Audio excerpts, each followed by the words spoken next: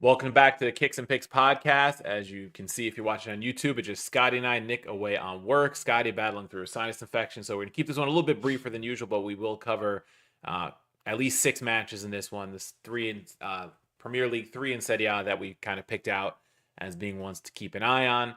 And we'll kick it off, Scotty, in the Premier League on Saturday. We're going to skip over the Friday match of Leicester and Brentford, and it's Everton hosting United.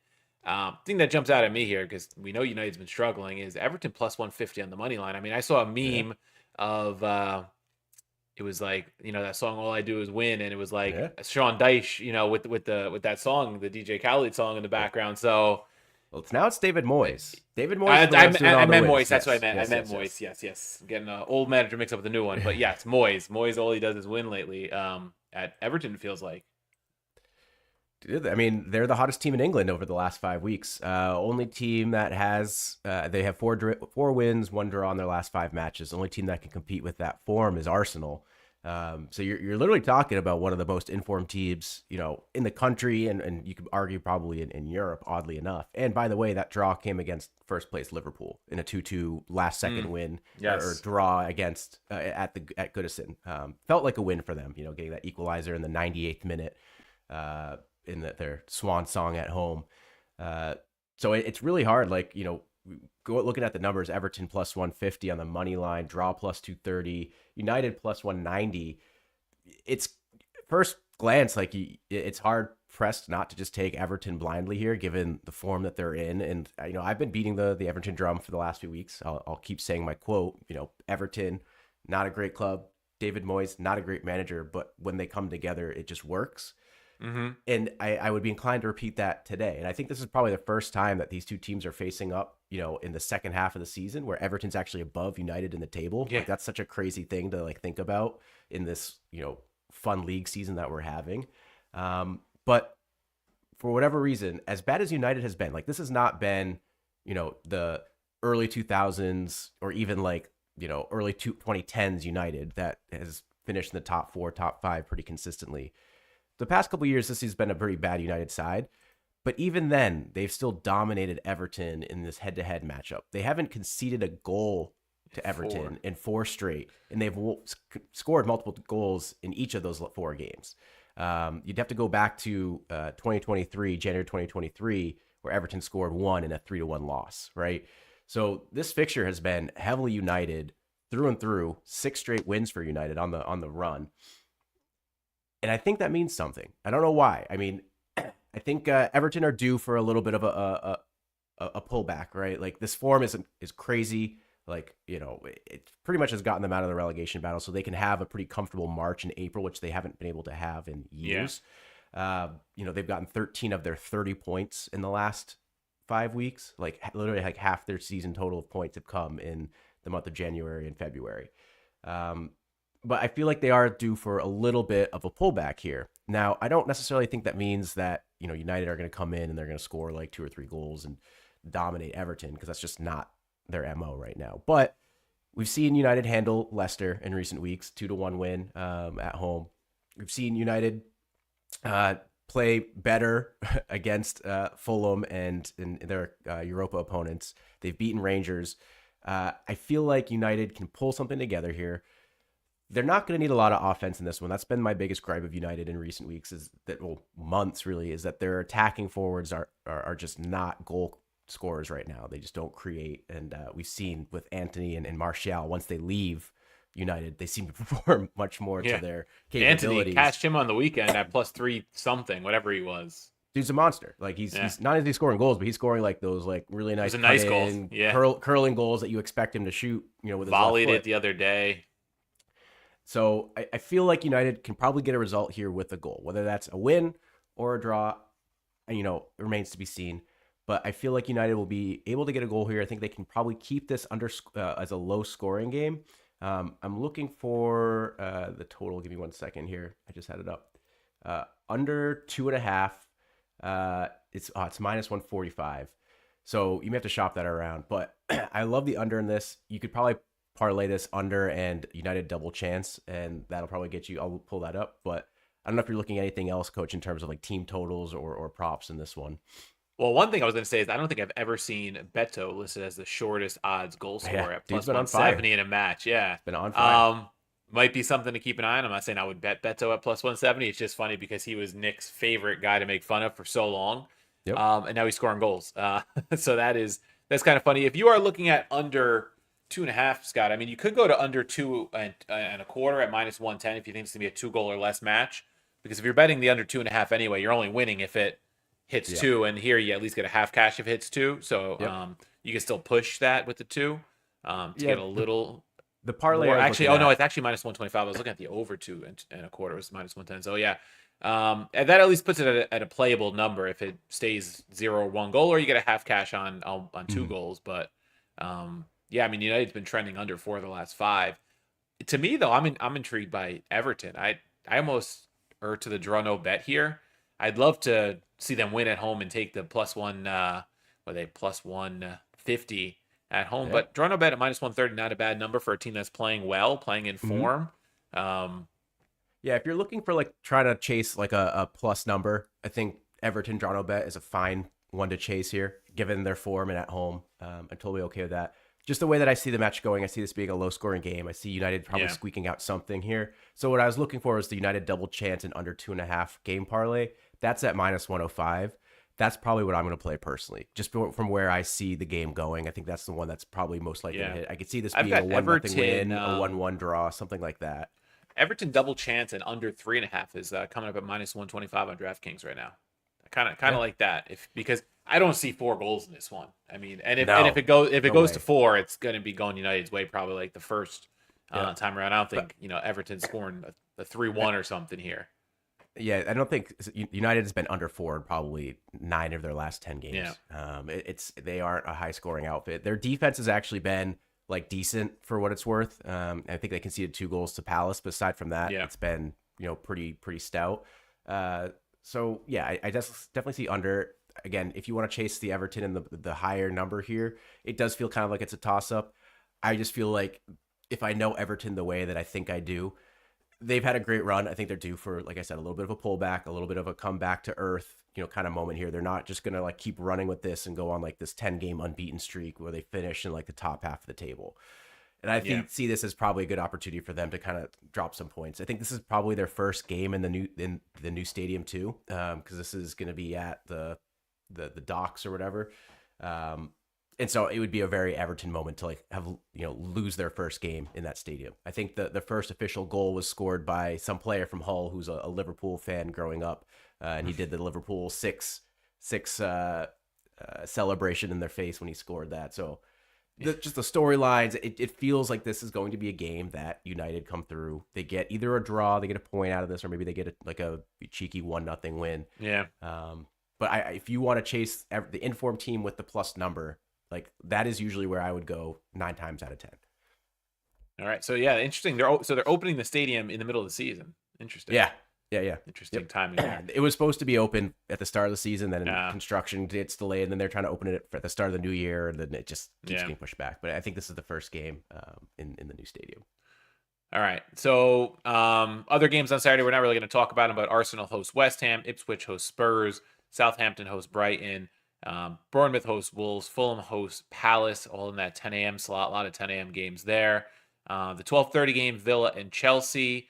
That'll be an interesting one. Probably goals in that one. One thing that as I was scrolling through, both teams are scoring over 2.5. I think it was minus 145. So it's just a little bit, juicier than I like to play, but that is something I think to keep an eye on. I would even maybe look to both teams to score over 3.5 might be in play there, because Villa matches, as we saw today with Liverpool, tend to go high. They definitely score for sure. So just real quick while I'm on it, both teams to score in over 3.5 would get you to plus 135. You're almost better off just taking over 3.5. It's plus 130, so there's not much value adding the both teams to score there. But just something that I thought about as I was scrolling through. So jumping to Sunday, which was one of the other feature games we wanted, was Newcastle and Forest. Big one, Forest coming off the disappointing result last weekend, from what I remember, right? That was last weekend that they dropped points. Drop points to Fulham. So yeah, it's the Fulham match. Killed us. So that's a big one for them. Big one for Newcastle, because Premier League looks pretty safe to have 5 teams in now, especially with Serie A kind of capitulating today as a league in the Champions League. We'll get to that after. Forest on 47 in third place. Newcastle down seventh on 41, but 6 point gap between third and seventh, not a lot. A win here for Newcastle, and they're kind of right back in it. They're hosting this one. Very interesting. Newcastle minus 125 at home. Forest plus 300 on the road. Has the other shoe dropped for Forest? Is that where they're getting the plus 300? Or, what do you see here? Because there's definitely value on Forest, but do we trust them after last week?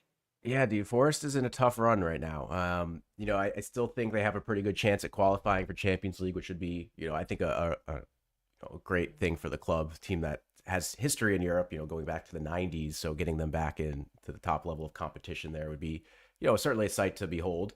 Getting the 5 teams from England would certainly help them in that endeavor. But I do think they need to kind of like stop this skid a little bit, right? In their last 5 games, they've won 2, lost 2, drawn 1. That's not the greatest form, especially as you see a City team that's starting to maybe pick up their form a little bit. And they're sitting on like the precipice at 5th. Newcastle, we've seen what they can do in their attack when Isak is healthy, but the defense has been kind of letting them down. Conceded 4 goals to City last weekend, looked really, really rough, but they're certainly a contender for that top 5 spot. And I would say, in this, I don't want to call this a must-win game for Newcastle in terms of getting into top 4, but if you could beat Forest and close that gap to 3 points on them going before you even hit March, I think that certainly puts a lot of pressure on a club that doesn't really have the history or the experience, not the history I should say, the experience in the squad to really get themselves across the finish line in a pretty long season. So certainly an interesting thing here. The question is like, how much does Newcastle bounce back from their match against City? I mean, arguably it's a bounce back game for both, but Newcastle coming home, Forest having to hit the road. The odds speak for themselves. Newcastle being such a heavy favorite, at minus 125, and Forest, you could get Forest draw no bet at, plus 200 or more, depending on your book, which is a crazy number for a club in third. But I don't necessarily think it's, unwarranted at this point. I think, you got 2 of the more consistent goal scorers right now in the league, and Isak and Chris Wood going up against each other. Chris Wood, even in that loss, he did cash for me last week, and that was nice. And it shows both teams to scores, minus 170, not really playable. But what I don't hate in this is the both teams to score, no draw. That's actually surprisingly a playable number for this game. It's sitting at plus 125 for me in my book. I think Newcastle are probably going to get a win here. I don't think this is going to be like a 2-2 draw. I think you're going to see Newcastle pulling something out at home. But listen, if Newcastle kind of shit the bed and Forest show up and they can get themselves, a handy 3 points like they've been able to do so often this season, you kind of cover your bases. So I see this as being like a 3-1 type game either way. Like I could see Forest really like, circling the wagons and getting kind of a statement win for them on the road that puts them back on course. My inclination, it's probably going to be Newcastle, but either way, I'll cover my bases with the both teams to score, no draw bet. Yeah, I also like both teams to score and over 2.5 at minus 110. The reverse fixture was a 3-1 road win for Newcastle back in November. Both of these teams lately have been an over 2.5 type team. 5 out of the last 5 for Forest, 7 of the last 8 for Newcastle, and head to head at 8 of the last 10 between these 2 sides. I know some of that's disrupted by one being down in the championship, things like that.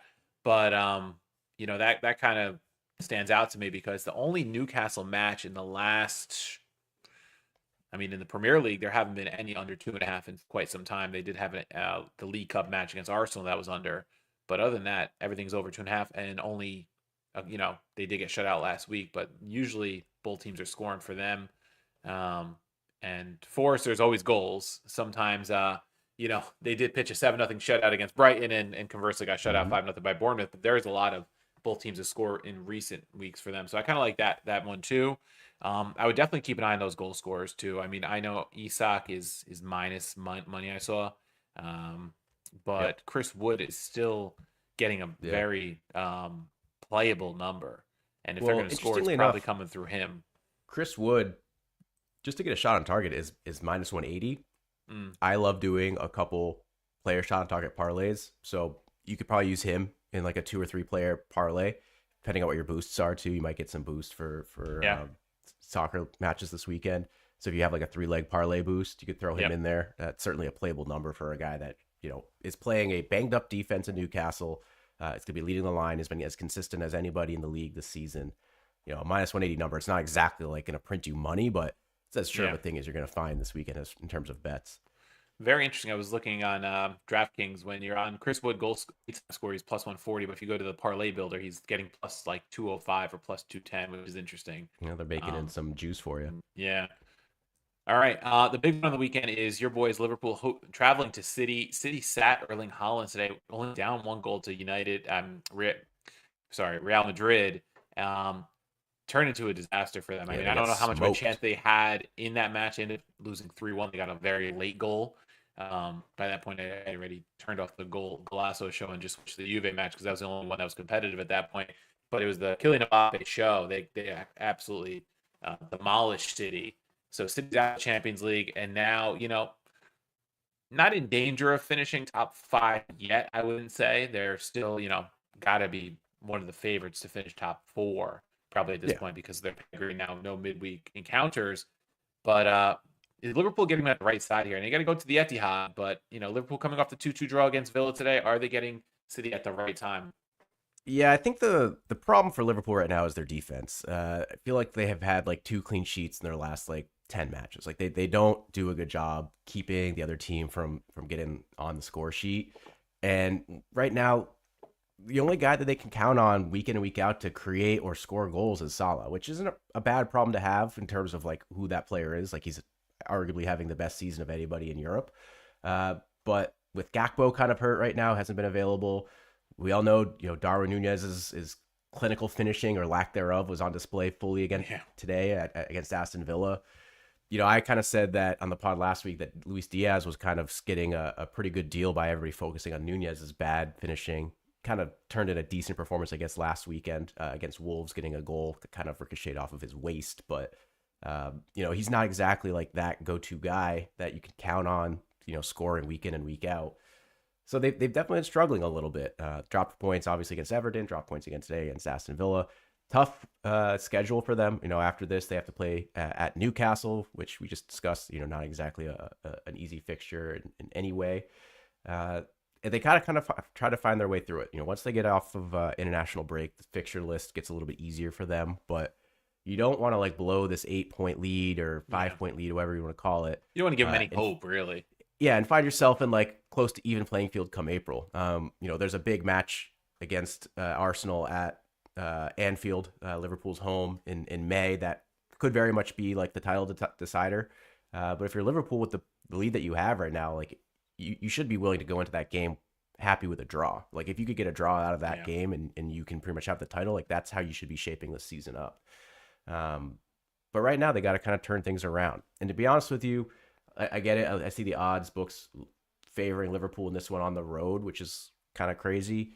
But I don't necessarily know that I feel that way. Like draw no bet, City at plus 105. I don't, it's hard for me to say this as a Liverpool fan. And if Nick was here, he'd hate on me, but I don't mind that as a pick. Like you're getting City at plus money at home against a Liverpool team that can't keep a clean sheet. So City are going to score a couple. And point the fingers at who's scoring for Liverpool. Like if you're Pep Guardiola and you just say, all right, we're gonna do everything we can to shut down Salah and box him off and let Nunez and Diaz and Soboslai score 2 or 3 on us, I'm not taking that bet. And that Pep Guardiola is gonna come into the game plan to completely isolate Salah and just keep him from having his way and having a day at the Etihad. So where else are the goals going to come from? It's going to have to be set pieces from, Virgil van Dijk getting on the end of it. It's going to have to be somebody in midfield, making a play, making a run through the middle and getting open like a McAllister.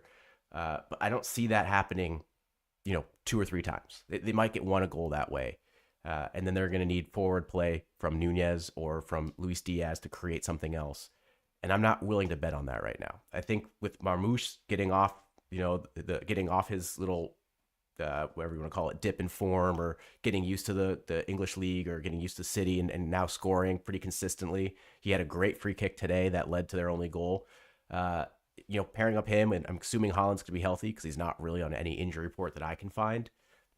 I think that's a dangerous combo for a Liverpool defense that's been very leaky. So, City draw no bet at plus 105 is for sure. Of course. So that's kind of where I'm leaning towards. I don't know if you saw anything else that you liked. I mean, the team total, City over 1.5, minus 125, I think is playable, but it's not the best number. Yeah, I saw that too, and I thought about it. I'm like, but after what I saw from them today, are they good enough? Liverpool is the league. They are the league leaders for a reason. Um, the only value if you want like a both teams to score kind of prop is the both teams to score no draw. But we could certainly see a 1-1 or 2-2 draw in this one, so it's Yeah. dangerous to even play that. I think the best value here is to pick the side you like better and take them draw no bet because even Liverpool's Mhm. minus 135. So if you think they're going to take care of business or at least force the draw, you get that protection there at minus 135. Because I was looking at the Asian total over 3.25 is still minus 130, and you're only getting protection of half of your bet if it finishes at 2-1 or something or 3-0. So to Yeah. me, that's laying too much juice to only get half your bet back in a 3-goal match. So not a lot that I like in this one unless you're taking, I think, a side with a draw no bet situation. Yeah, I think another way you could kind of get a little creative. First goal for Man City at home is minus 105. I also kind of like that. Liverpool have, for better or for worse, been known to concede first in a lot of these matches. Uh, City at home, I think they're going to want to try to make a statement early on. And it's going to be one of those games where if Liverpool want to get a result out of this, they're going to have to weather a storm in that first 20, 25 minutes where Mm, like the crowd's going to be in full voice. There's going to be a lot of like urgency and momentum for this City team that's, I don't want to say scrambling to make top four because they feel like they should be well within inside that range. And as you mentioned, top five is probably sufficient anyways. yeah. But there is going to be an urgency to kind of finish strong. This really is the time of year where Pep's teams typically hit into form. They don't really have a lot of injuries right at this point, so they should be able to kind of make that next step.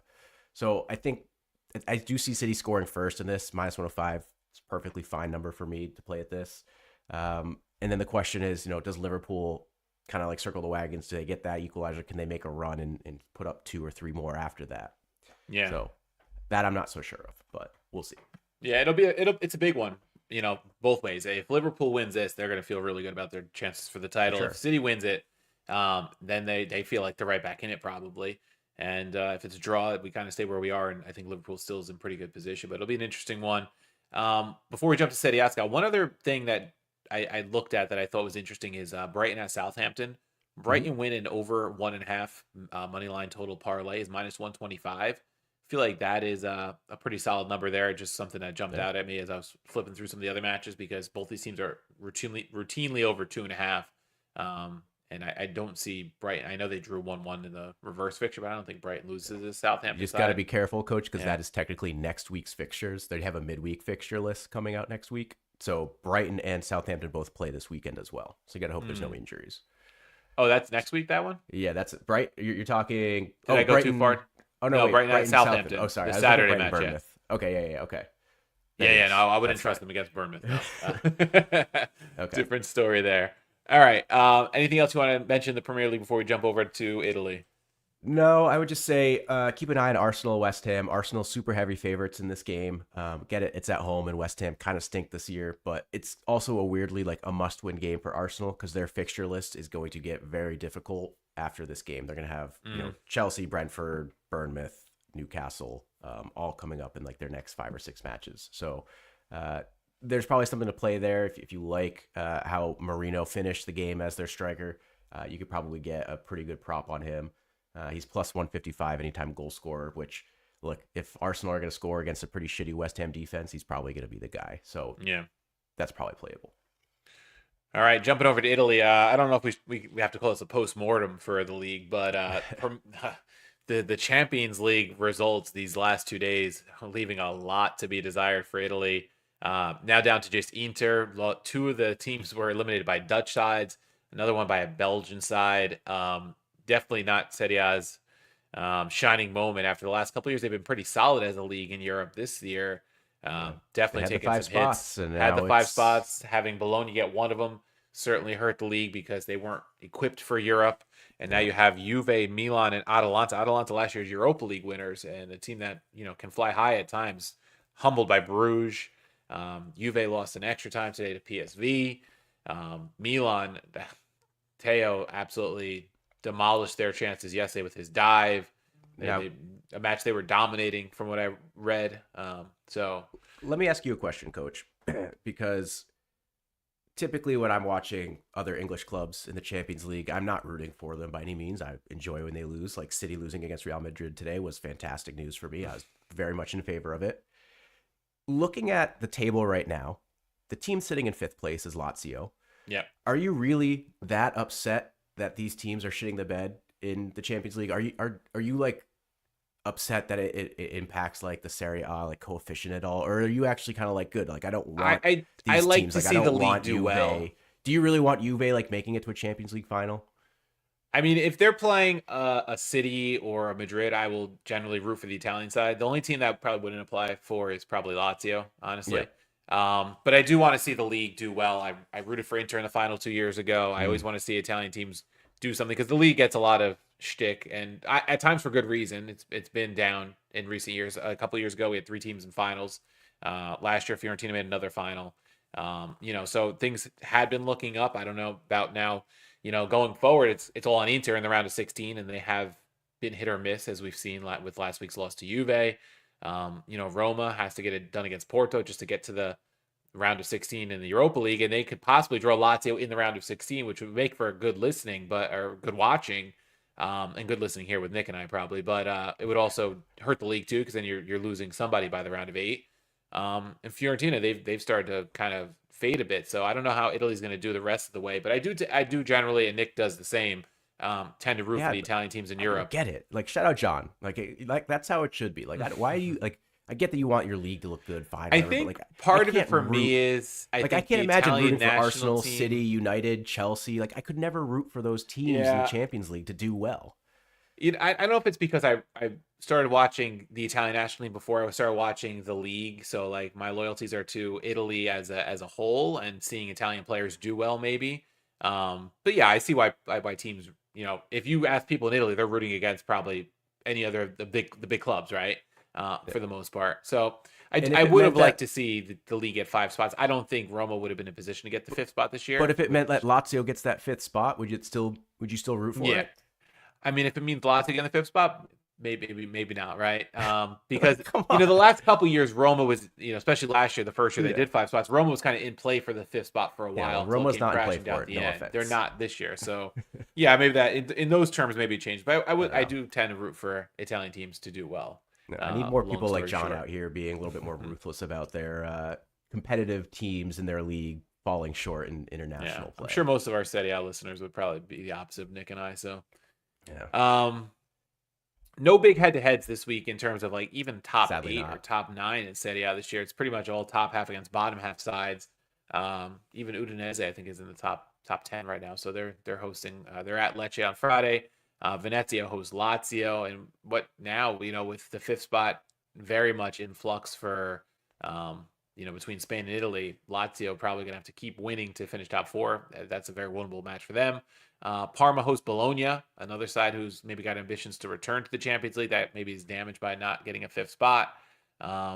Torino hosting Milan on Saturday afternoon is the first one I'm going to stop at here. Those first 3 were between Friday afternoon and Saturday morning here in the East Coast. Milan, dreadful way to exit yesterday with Teo taking that red card when Milan seemed to be in control against Feyenoord.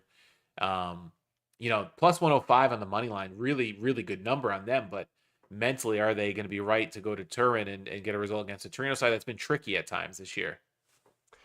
Yeah, it's tough, right? Because I think this Milan team has been as inconsistent as anybody in the past couple of months. Like some games they look really good, right? When they played Inter a couple of weeks ago, they pulled out a 1-1 draw. We had Martino on here talking about how this was going to be a waxing, that Inter was going to come in and just smoke Milan, and they had a pretty decent result out of it. And technically they're four games unbeaten, 1 loss in their last 7 games, so they're doing okay. But Torino seems to be kind of like a bogey club for them. For whatever reason, aside from their 1 match in the second half of last year where they actually beat Torino pretty handily 4-1, they struggled with Torino. They drew 2-2 against them earlier this year. They had a loss 3-1 against Torino last year. Torino beat them, while being down to 10 men year prior to that. So this isn't exactly a team that Milan have a good history of beating, or good track record of beating in recent history. So with how inconsistent Milan are right now, Would it surprise you to see them drop points against a Torino team that's whatever, like N- calling them Not at all. mid-table is generous, Yeah. right? Like that would be a generous thing. Yeah, it wouldn't surprise me at all. They're coming off a 3-2 loss to Bologna, which I regretted not taking Bologna because it was a very playable number last week, but that game went back and forth. Torino made it interesting. In fact, even took the 2-1 lead in the second half and ended up losing on. They gave a penalty and an own goal to lose that match. They've been tricky for sides this year. And with the performance Milan had the other day, they're either going to come out really fired up, right, and take it out on Torino, that frustration, or it's going to be like they're still down on themselves a bit, and they just kind of either lose or draw here, right, and they kind of let it get away. I mean, Torino before that loss to Bologna had gone 1, 2, 3, 4, 5, 6, 7 matches unbeaten in Serie A. 6 of them were draws. A lot of draws. Yeah, a lot of draws. This being a home match makes it, I think, even more in their favor. Mhm. They're still unbeaten in their last 4 at home, but again, 3 of those 4 were draws. One of them was against Juve. Their last home loss was Bologna back in December, so Bologna kind of has ended both streaks lately for them. So I don't think I can trust Milan here. Yeah, I really don't. I think the way that I'm playing this is I'm going to do 2 plays. Normally I'd try to parlay this to get a little extra juice, but I think it's okay playing both of them. I would play under 2, not do a quarter goal on either side. Under 2 is plus 125. This feels like an under game. Both teams are averaging about 1 goal conceded per match. I think Torino is maybe a little bit above that, given their slightly more permeable defense than in recent years. But I still think under 2 here feels like a pretty safe play. Like I don't see this being a 3-goal game by any means. And I'd honestly take Torino plus half a goal at minus 130. So you play both of those separately. If you get a 1-1 draw, you push on your under, but you still get a little money in from your Torino half a goal bet. But if Torino can pull out, a 0-0 game like that happens in Serie A so often, or a 1-0 win, you get a little double up. Yeah. Yeah, I like the angles you're going here. Just look, and we could be way off. Milan could come out and just kind of find it and be like, you know what, we're pissed about Tuesday, and we're just gonna come out firing. But I've seen some Milan tweets about like they had the Costa and Sao celebration in the locker room after the Supercopa, and saying it felt like ages ago, right? He had just come in, won the Super Cup. Take that for what it's worth. Those kind of tournaments have turned into almost like exhibitions because they go play in Saudi Arabia or wherever they are. Yep. But yeah, I definitely would not trust them even at plus 105 on the money line with it being a good number. I don't think I could trust it. And I do think it stays low scoring. It tells you right here, both teams to score is pretty much even at minus 115, minus 110. And if both teams score, I could very well see a draw. Yep. The Torino this game's chance streams at draw minus too. Like 140, if you yeah. wanted to do a little number, like what the draw line is plus 215. Like we know Serie A has its fair share of draws week in and week out. Like you could probably pick 3 or 4 games every week and hit on half of them. I think this is a pretty good candidate for a draw as well. Yeah. The draw line's a pretty good number. I just tried to do parlay the draw with I meant to do under 2.5. Hold on, that's what I wanted. That's why I didn't add it. I was gonna look at the under 2.5 and the draw line because I feel like this is a very likely low scoring match, like you said. So if you get the Torino double chance, where'd it go? And under 2.5, that's plus 165. Yeah. Yeah. That works for me. Could Like have I said, something normally I going do there. parlay those things, but Yeah. I'm fine kind of just taking 2 separate ones in this case and trying to Yeah. double up. All right. Another team that, finishing off Saturday is Inter, big favorites against Genoa. Then we go to early on Sunday, the 6:30 a.m. Eastern game. It's Napoli plus 115 on the road at Como. Crazy. Yeah, it's good. It's a good number on them. I know they've dropped matches in recent weeks, Yeah. which is probably part of it. But you're still getting the league leaders at a very playable number here. Yeah, I mean, you're looking at the number 1 Napoli hater for no good reason, right? And I'm probably going to advocate for you to take Napoli money line on the road here at plus 115 because if Nick was here, he would tell you the same thing I'm about to say, which is you have a plus number on the league leader against a team that's currently sitting in the bottom half of the table. Yeah. Don't overthink it. Plus 115, you take them. yeah, Napoli have dropped points recent weeks. They've been drawing, mostly because of their defense, conceding a couple goals here and there. Is Como going to come out and, put a number on Napoli's defense? I don't think so. They might concede like a goal, but And Napoli's still unbeaten in 10, right? It's just they've drawn 3 in a row. Right. The risk here is the draw, right? That's 100% why the number is priced the way that it is. Yeah. So to me, I think the risk of the draw here is a 1-1.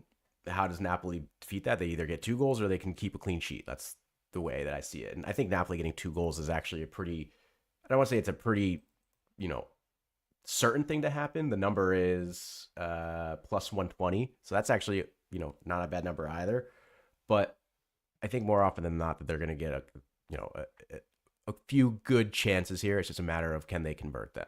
Yeah. They won 3-1 at the San Paolo in the reverse fixture. They did. And like you said, outside of the back-to-back weeks where they drew Roma and Udinese 1-1, they put up 2 on Lazio last week, 2-2 draw. Put up 2 on Juve. They put up 3 on Atalanta recently, 2 on Verona, 3 on Fiorentina before that. So a lot of multi-goal matches for them recently. I think you take that. I think you take both those bets honestly as separate picks. I think you take the team total at plus 120.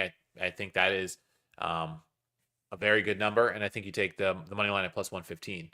Now, if they put up 1 goal, you might lose both of those because maybe it's a 1-1 draw, maybe it's a 1-0 win, and you at least get 0.15 units or 0.15 units going your way with the money line, and you don't cash the team total. But I don't see how they lose this match, honestly. I think they need a win here, knowing that they've kind of been slipping lately. Yeah. Como's there for the taking. I think Como's been better. They're in 13th. They're safe from the relegation zone. That was something we talked about early in the season with the big number they were getting as a newly promoted side. But yeah, I think when you get the league leaders at plus 115 against a team they've already beaten this year, I think you take it. And when you get a team total like that at plus 120, I think that's another one you have to look at and strongly consider.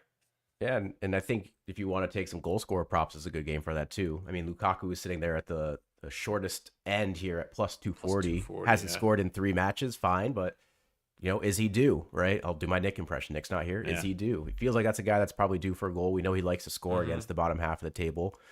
Simeone and Raspadori, I think, scored against Lazio. Is he going to wind into form a little bit here? And one to keep an eye on that Nick's been talking about a lot lately is Nico Paz at plus 450. Scored last week, cashed for Nick there. He called that one last week. I think he was around plus 500. He doesn't score every match. He's not an out-and-out striker, but he's scored enough this year that if you bet that every week, you're definitely up money because he's always getting these plus 4, plus 450, plus 500 numbers. Can he do against the league leaders? We'll see. But it's something definitely to keep an eye on, I think, there because that's a really good number on him.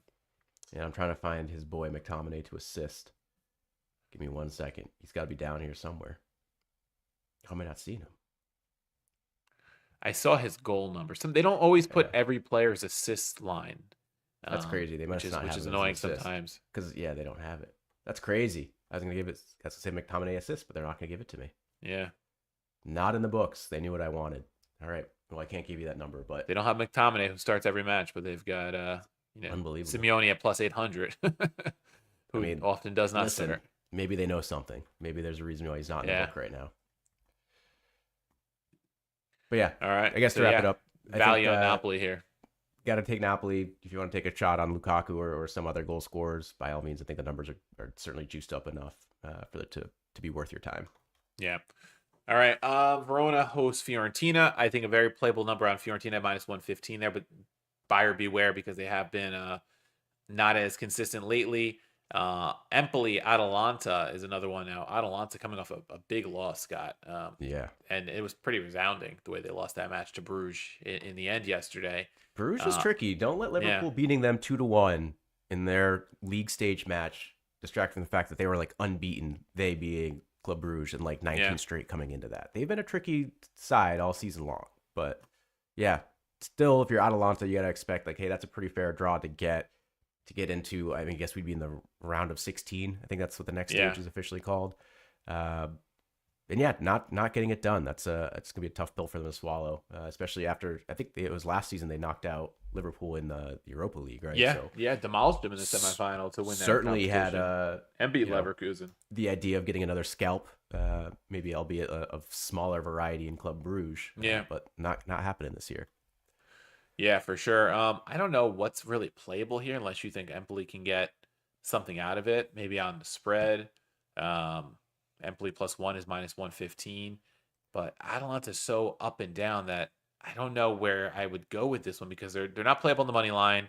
I will tell you what I'll take. I will take Atalanta win an over 2.5 game parlay at +135.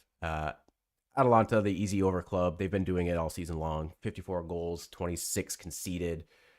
Really the question is, like, I think Atalanta are winning. They're a heavy favorite for a reason. Can Empoli Yeah, get a goal against this Atalanta team at home? I think yes.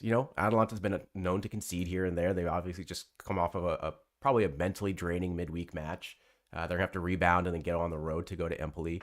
I think Empoli can get a goal in this, and I think Atalanta are going to still win. This feels like it's going to be a game that Atalanta scores 2 or 3 goals, which they've done in 5 of their last head-to-heads. So give me that parlay at plus money. I'm happy with it. I don't think it's you have to think too hard about it. yeah. I just looked back. I didn't even realize the reverse fixture was a 3-2 Atalanta win back in December, right before Christmas, where Empoli actually took the lead. Um, at Atalanta in Bergamo. And then Napoli and rather Atalanta ended up taking care of business in the end. But And yeah, as we maybe so often say, Atalanta a better team on the road than they are at mhm. home. So Tend to be, yeah. I think this is a game where you see Atalanta maybe getting 2 or 3 goals. The team total is you have to play it at over 3 in this game for Atalanta. Yeah. Over 2.5. Over Which one I and a don't know if half I is minus trust that. 170. Over 2.5, it's a lot, but plus 185, right? Like I think that's where it ends up. But even a 2-1 win here that gets you that parlay. So I think Empoli is going to get a goal. I think Atalanta are certainly going to get 2. You could argue maybe 3. So if you wanted to do a little sprinkle on that, by all means, half unit here. But yeah, I think the Atalanta and over 2.5 is a pretty straightforward parlay to hit on this one. Yeah. And then the only other one that jumped out at me, in terms of like straight money lines, Juve -125 at Cagliari kind of jumped out at me. I know we're not going to spend much time on this match, but Juve beat them in the Coppa Italia back in Yeah, December man, 4-0. Juve to not draw is just not a bet I want to take right now. I Like I know. get it, but like, dude, they draw all the time. Yet they beat Inter. Yeah, Go they beat figure, right? Inter, Like, and then yeah, um, and then I'm looking back at the 1-1 they had back in October, and that was a Cagliari penalty kick awarded by VAR in the 88th minute, to salvage a point. And actually, both teams got VAR awarded penalties in that match. But that's when Juve was really the yeah, super draw team. But I'm not saying I would take Juve -125. It kind of maybe depends how my weekend's going, since this is the what is it, noon on Sunday match. yep. I kind of have to see how things are shaking out, and maybe if I'm up some money, that's worth a shot. Actually, this is the late Sunday match because Roma plays on Monday. But might be worth it. Might be worth a look, Juve as the over weekend goes on. team total over 1.5 is -115. Like, you know, if you're thinking money line, are you thinking they're winning 1-0, or are they getting a couple? I mean, they nearly shut out Cali twice already this year, right? Late penalty in that All first one. right. I mean, I think they I mean, could listen, a get one it nothing done score line 1-0. is a very Juve score line. Like I'm not It gonna, is, yeah. yeah. And But Cali is just not the the best. I fact that mean, it's money a line tough is place to minus play, but 125, but the over 1.5 is -115. Like, I tend to go towards the -115. It's just a slightly yeah, better number. And, that 1-0 win, it's a very Juve score line. But yeah. if they're going to win comfortably, they're going to get 2. And it's something tough to do at Cali because Cali is tricky at home. They're not the easiest team on, when you have to go to Sardinia. There's the travel involved, a little more than most of the matches in Italy. Most of them they travel by train. That's one that you have to fly across, you know, to the island That's over fair. there. That's fair. They tend to give big teams trouble. I'm looking back at their last 4 home matches. They have not great results against the bigger clubs. They lost a lot too. Got hammered by Inter, beat Lecce, and beat Parma. So up and down. Um, yeah, Juve's been in better form, but yeah, it's tough. It's tough because they beat Como recently on the road, but yet they lost to Napoli. So yeah, I would say that you can't trust the money line to some extent. Like I said, I'd have to be up a pretty good amount to maybe take a chance on this to close out the weekend. Yeah. And see how well they recover from getting Yeah, their asses whipped by Eindhoven. yeah, that was an interesting one today too. I mean, that was the match that they had their chances to level it again in extra time and couldn't, or not even level it, just get a goal to get back Yeah. to level the overall aggregate and couldn't. Yep. So that'll be interesting to see how they mentally recover. Yep. Yeah. that's all we got in those leagues. I just flipped through the Bundesliga quick. Nothing really jumped out at me in terms of like, favorites or anything. A lot of big spreads there, in terms of big time. Nick and his La Liga picks are not here. Yeah. So I know he would have hit me with like a Real Betis or something. But... Yeah. Well, maybe I wonder. I'm just gonna check real quick because Anthony's been absolutely killing it, and he's cashed for Nick a few times in a row. He cashed for me last week because I jumped on board. Who do they play? Betis is at Getafe. They don't have goal scorer props up yet for them. They're not up yet for La Liga, so check back. Betis plus 100 on the money line. Why not? Sorry, not money. Draw no bet. Not? Let Anthony be the hero. All right. So I guess we'll leave it there. Definitely keep an eye on some of those goal score props as they come out. Guys like Chris Wood, who've been cashing for us. Anthony here. There's a couple other guys around Europe that I'm sure Nick will have plays on. Maybe he'll tweet them out. Coach, hit us with the Roma versus Porto feelings before we head out. I am, as we left off on Cross the Roma versus on Monday, cautiously optimistic, having the home leg second. I think Roma's been playing very well. They actually have the most points in Serie A in the last 5, and I think in the last 10 they're like second most points or something. So the form's been good. The home form's been good. Little unfortunate not to come away with a win last week at Porto. They were like inches away from scoring a second goal, had a corner kick saved, and then Porto went down on the ensuing second corner to go down and hit on the counter. So that was disappointing, but that's a place Roma's had a hell of a hard time. I remember watching them just completely capitulate at Porto twice when they were the home team second both times. So having the home leg second, I think it suits Roma. Dybala is fit. Hummels is fit. They got to rest Dubvik this weekend. So I'm cautiously optimistic. I'm not saying they're definitely going to win. I would never say about Roma this year. Can they get 2 goals over 1.5 for minus 120? I think they could, and I think they might need to. I think they might need to if they want to win in regular time. All right. That might be the play then. Minus 130 on the money line. I kind of, well, that's what I said. Take the over 1.5. It's minus 120. I'm probably going to get suckered in there to some kind of play. But yeah, I kind of like that one there. Ajax at home is an interesting one. Even money against Saint Julie. I don't know what the aggregate is on some of these matches though off the top of my head, which is why they could be even money at home. Yeah. But I'm cautiously optimistic. I'm hoping I'm coming here next week talking about back-to-back wins against them and Monza and just feeling good about Roma a little bit. Yeah, we'll see. Yeah. Always a crapshoot.